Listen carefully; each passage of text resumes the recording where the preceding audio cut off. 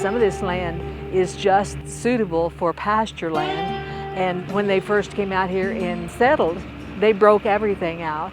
Therefore, we had the Dust Bowls. In the 30s, our dirt left here and ended up in the East Coast. Once it's gone, your topsoil is gone. As farmers, we started going fence row to fence row, and the habitat just went away, and so did the pheasants.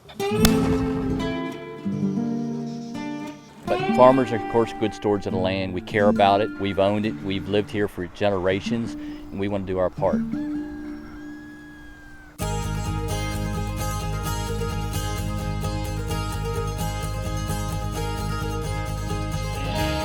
The Conservation Reserve program is a major point of pride for me. It gives farmers options to take land that is environmentally sensitive and put it into a program that protects the land, that prevents soil erosion. You know, wildlife nesting, and we like to leave stuff there for them to have cover for the winter. Pheasant hunting is actually $1 billion industry out there, and so it's a tremendous economic boost to rural America. I think the CRP program is one of the best government programs that's out there, period.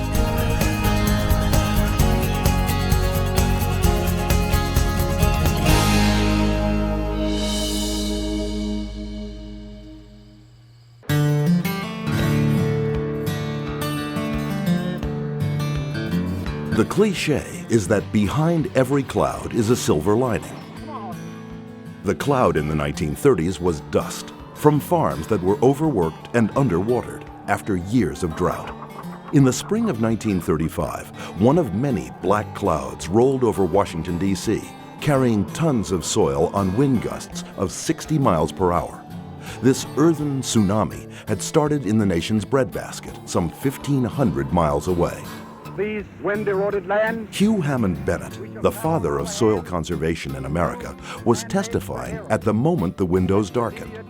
He said to a congressional committee, he said something like, "This is what I'm talking about. There, gentlemen, goes a bit of Kansas." And later on, he would say that this had considerable educational effect.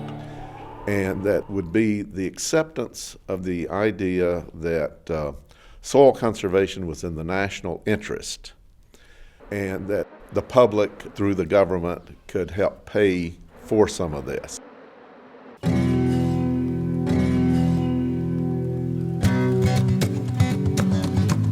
Repair began with technical help from the U.S. Department of Agriculture.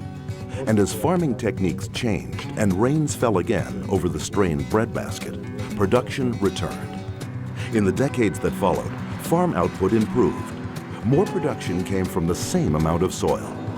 Production, in fact, outpaced demand, and surpluses became commonplace. The first program to slow production to improve prices was the Soil Bank in the 1950s and 60s. Farmers were paid by USDA to idle the land, to rest the soil. But with time and new technology, the pace picked up again, and crop surpluses returned. Then came a worldwide shortage of wheat, when severe drought hit crop fields in the Soviet Union. Well, this is in the 70s, and the Soviet Union needed grain, and we wanted those exports. At the same time, then they say, well, we got to plant this thing fence row to raise enough grain for them and our own needs. But it was exposing more land to erosion because we were planting more land.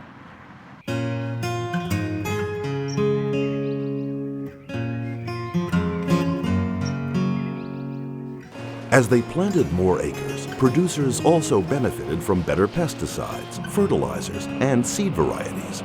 Yet there were growing concerns about the impact of intensive production on natural resources. By the 1980s, lawmakers were facing the dual problem of low crop prices caused by oversupply and pressure from environmentalists. The 1985 Farm Bill included a provision for an old theme, but a new solution. The Conservation Reserve Program, CRP. While I was in Congress during the 80s, we were always looking for tools, quite frankly, to increased supply management. And even though the CRP wasn't designed as a way to bring down crop surpluses, it was certainly an additive to the conservation reasons that were very strong at that time. That's where I came up with the idea of a conservation reserve that would take the fragile, erosive land out of production, and then we can put the good land into production. I believed in it from the beginning and fought for it. It includes some very good conservation measures. President Ronald Reagan signed the Farm Bill on December 23, 1985. Within months, the first acres were enrolled in CRP. After program CRP came out, we found out that we could put it in there and get a little money off it, and plus it's just a benefit for the community, and it helped keep the air clean and it kept dust and dirt from blowing. Farmers and landowners from all parts of the country began to examine the new Conservation Reserve Program. USDA's Farm Service Agency offered fair market annual rental payments on contracts of 10 to 15 years. CRP is a very good program. It's a stable economy for us as farmers. If we have it in CRP, we have something to fall back on when we have crop failure. And we do have crop failures because of drought in this area. It's not something that's just given to us. We actually rent our land to the government. We work on a partnership basis.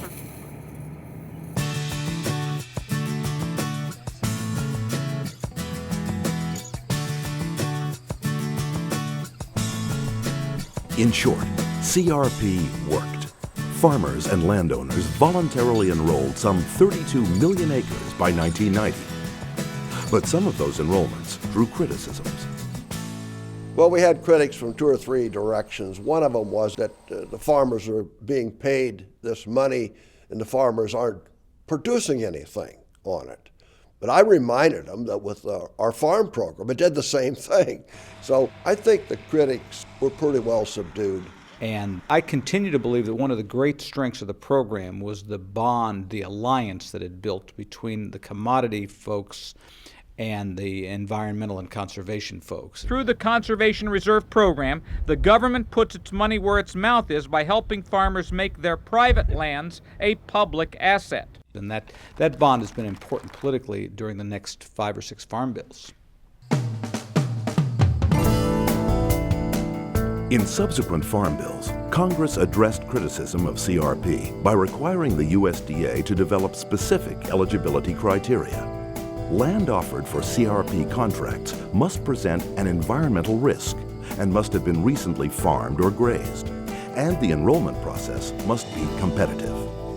We have some marginal ground, so it was a good opportunity to take that land out of production, put it under full conservation, where there's no environmental problems. In fact, it's benefiting our environment. To measure the value of land for conservation goals, USDA created an Environmental Benefits Index. The EBI evaluates how erodible the land might be, whether it would contribute to improved wildlife habitat, and how it would improve water and air quality. On land that qualifies, landowners get help with conservation plans from USDA's Natural Resources Conservation Service. NRCS's role with the CRP program is to help producers with technical assistance, which means basically conservation practices to install them and to make sure it's a successful program. Some areas are planted into trees. You have some areas planted to warm season grasses. Both of those are very deep rooted. You take a lot of nutrients up with that type of vegetation. This is a filter strip with orchard grass. And of course, in the background here, you can see the, is our crop fields, soybeans this year. Tyler Johnson farms near the Chesapeake Bay in Maryland. Much of his waterfront cropland is enrolled in the Conservation Reserve Enhancement Program, or CREP, a variation on CRP that encourages buffer strips. Buffers are areas alongside sensitive areas, wetlands and streams and ponds that buffer the runoff and the activity on the adjacent land use. A buffer is permanent vegetation and it filters the runoff and protects water quality. The filter strips were the most economical for us. That's a CREP program now. It's taking out all those wet areas. We're getting the payment. We're getting all the conservation and ecological benefits from that, and we're, now we've got more places for rabbits and deer to live in. So, I mean, it's a win-win situation. The Chesapeake Bay has been declining over the years. CRP program is a cornerstone to us here in Maryland helping save the bay. Protecting important waterways such as Chesapeake Bay and others is an important silver lining of CRP. Another is the creation of wildlife habitat. We have some quail, we have lots of rabbits. I mean, we just see wildlife all the time. As long as I own the land, I'm going to have grass on it because of the wildlife that's involved. And I owe them a place to live and have some cover for them. And there's nothing to see deer or turkey. And it's because of the place they have to lay and nest and raise the young ones. That's why they're here. The wild turkey is, of course, one of the conservation marvels in this country. Around the turn of the century, there was about 30,000 turkeys left. Now we've got turkeys in 49 states, every state but Alaska. And it's worth about $2 billion to the economy of this country every year in the spring, just people going out turkey hunting, either in their state or in multiple states. It's as simple as if you add grass, you have pheasants. And pheasants and other wildlife populations literally exploded when CRP came on the landscape in 1985. And in the fall, each year, you're going to see rural communities where it's hard to find motel rooms, the restaurants are full, the fields are full during the day, and so it's a tremendous economic boost.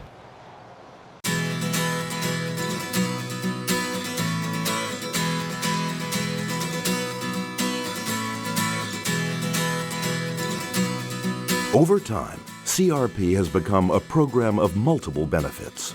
By reducing soil erosion, it keeps dust from polluting the air and sediments from running off into water supplies.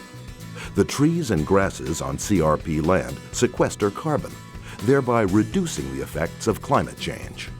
The rental payments help farmers survive in times of crop failure.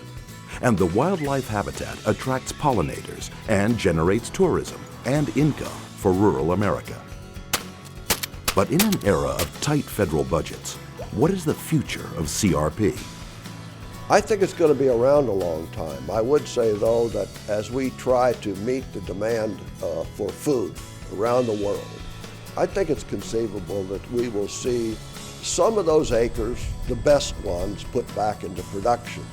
But we can farm with no till, so it won't expose it as much to erosion as we used to. Right now, if this had to be put into cultivation, it would do better than it was when we was cultivating it because it had that long rest. This is a commitment that you have made to conservation. CRP is an extraordinary investment to make it easier for landowners to do what's right for their land and right for the environment and for the wildlife. Building greater habitat and the economic opportunities that outdoor recreation presents, it helps to improve the local economy because these payments are obviously revolving around the local economy. All of that is an investment in rural America, creating jobs and helping folks stay on the farm. Ethically, it's the right thing to do. If you have some marginal ground or a corner or a portion of your farm that's more difficult to farm, it's a very good marriage to put CRP in there. You can receive at least some payment, and these sanctuaries are always used by the wildlife. So I would suggest anybody that's interested in the program to come and sit down and talk with the Farm Service Agency and find out how the program would fit into their operation. And certainly we are there to help them any kind of way we can. This is our duty to be, as owners of the land, to be good stewards of the land, to maintain it for us and for generations to come. If you got something that's marginal, there's no sense just tearing it up every year. We'll give it back to the animals. Put it in CRP and let it do some good.